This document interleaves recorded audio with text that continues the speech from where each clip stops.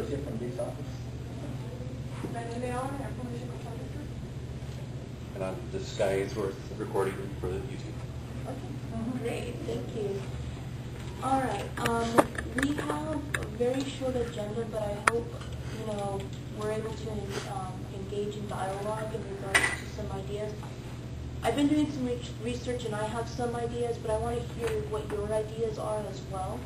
But we're going to first start off with Rebecca. If you have anything in regards to the Mexicali update or... The update? Okay. On April 29, 2006, Clean Air Initiative gave a pesticide training over there in Mexicali Valley. There is a lot of ejido, we call it.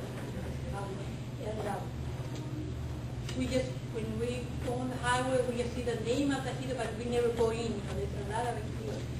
So a day before of the presentation of the pesticide training at Clean Air Initiative, I went, to know the address a day before. It was very interesting. A lot of people were there, and it was on the ejido Benito Juárez. And this Clean Air Initiative pesticide training was very interesting for all the people that, the ejidatarios, the owners of the land. We gave brochures and everything. And after 2 years, we got, from the government and the environmental agency to have a collection center for these pesticide containers. So they want to thank Clean Air Initiative for, the initiative of speaking and telling the people how the correct use of the pesticides. The Mexican Collection Center for Pesticide Containers, the Mexican Association of the Plant Protection Industry, supports monitoring the step of the State Committee on Plant Health at the Collection Center for Empty Pesticide Containers. This is located in Miguel Alemán Colony in Mexicali Valley. This center opened due to the information furnished by Clean Air Initiative in the seminar given 2 years ago in the ejido. Clean Air members talk about the need of having this center. In this collection center, they will receive all the empty packages of agrochemicals, which meet the stringent requirements, especially the proper accomplishment of triple washing, because they cannot afford the entry of empty containers of pollution. The objective of the creation of this collection center is to finish with the poor handling they used to give the empty pesticide containers. Situation observed in a traditional way in the ejido, including its regulation causing many problems of intoxication. Additionally, the packaging had been responsibly thrown to irrigation and canals, rivers, streams, open fields, and in other cases, arbor and breweries, generating contamination of the environment, air, land, and creatures, and represent a threat to health to human and animals. Besides empty packing in central collection centers for pesticide collection, all of the products with expiration date, some of these measures are considered globally and nationally priority, and especially for the Mexicali Valley. There are plans from Semarnat to open two another centers, one in San Quintin. San Quintin is over there to Ensenada. They produce a lot of vegetables that they export to the U.S. and Europe. In the other center will be in Manadero, near Ensenada. In the inauguration of the center, they invited me as a Clean Air liaison, and asked me to inform all the persons involved in the Clean Air objective that this project was very important for the Mexicali Valley.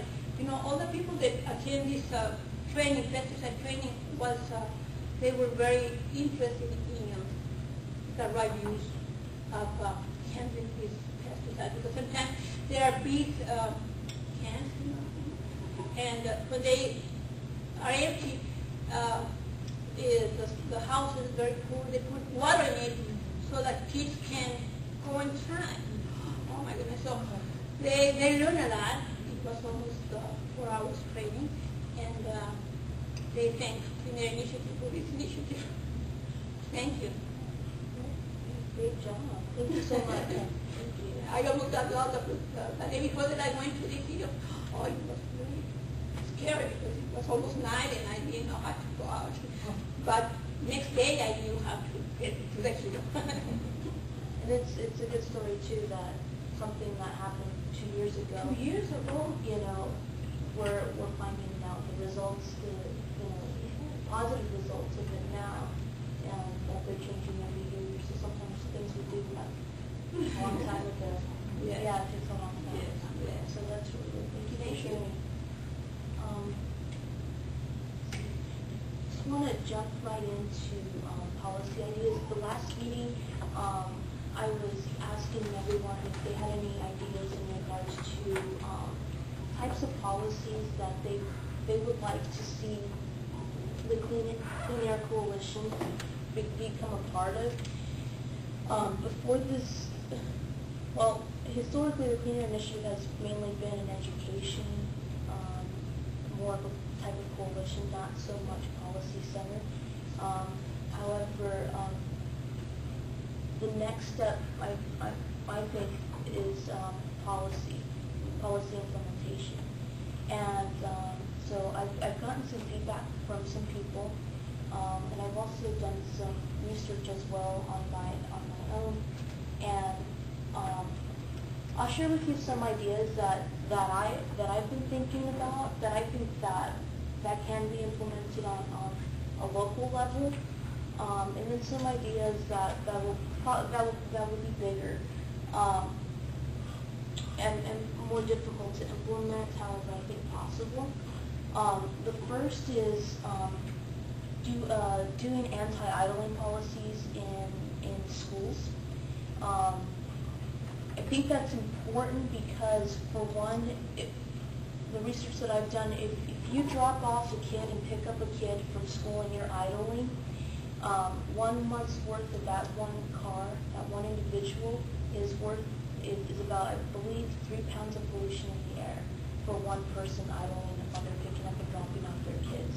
And so I think we could definitely make an impact in the school policy level in regards to that, focusing on probably some of the smaller schools, start there first, and work with the administration there, and kind of start with the smaller schools to pilot it and see what works, what didn't work. And of course here in the summertime we do have extreme heat, so we would probably have to alter the policy to read that there's special provisions when it gets above, I don't know, whatever degree, whatever the preferred Fahrenheit degree is. Because the things that I've been reading that other schools have done, they're primarily in areas that get really cold.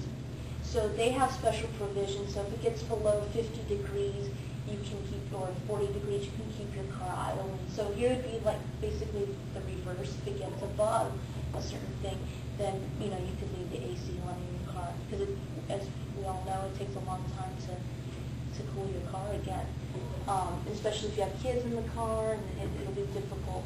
So that's one idea that I think could be implemented, and I think that the coalition members could be an active part of that, most definitely.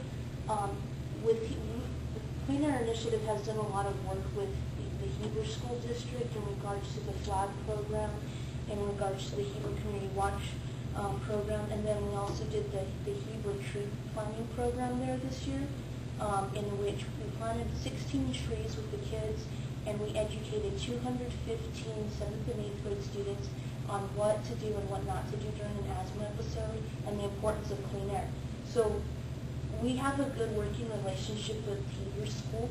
They know who we are, and they like the kind of work that we've done with the school. So I was thinking that probably the first place we want to approach is Heber, because we already have that working relationship with them.